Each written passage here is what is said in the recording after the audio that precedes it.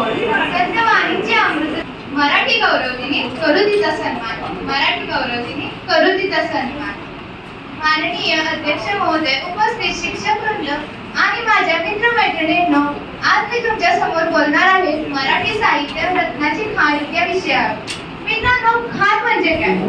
जिथे अमूल्य रत्ने दडलेले असतात, जिथे खोदकाम केले की हिरे मोती सापडतात, अगदी तसंच आपल्या मराठी भाषेचं साहित्य आहे।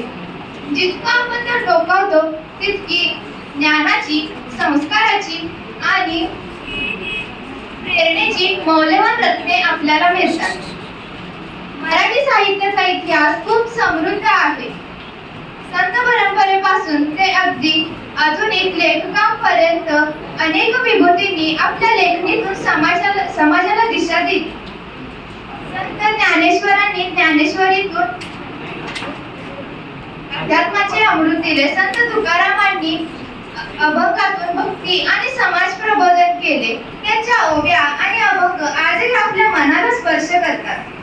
पुढे लोकमान्य टिळक, आचार्य अत्रे, पु ल देशपांडे, वि स खांडेकर यांसारख्या साहित्यकारांनी आपल्या कथा, कादंबऱ्या, नाटक, विनोदातून समाजाचे वास्तव चित्र रंगवले।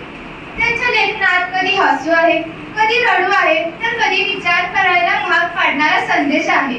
मित्रांनो, मराठी साहित्य केवळ आपल्याला वाचनाचा आनंद देत नाही, तर ते आपल्याला चांगला माणूस बनवते। त्यातून आपल्याला संस्कार, मूल्ये, देशप्रेम, कष्टाची जाणीव आणि माणुसकी शिकायला मिळते।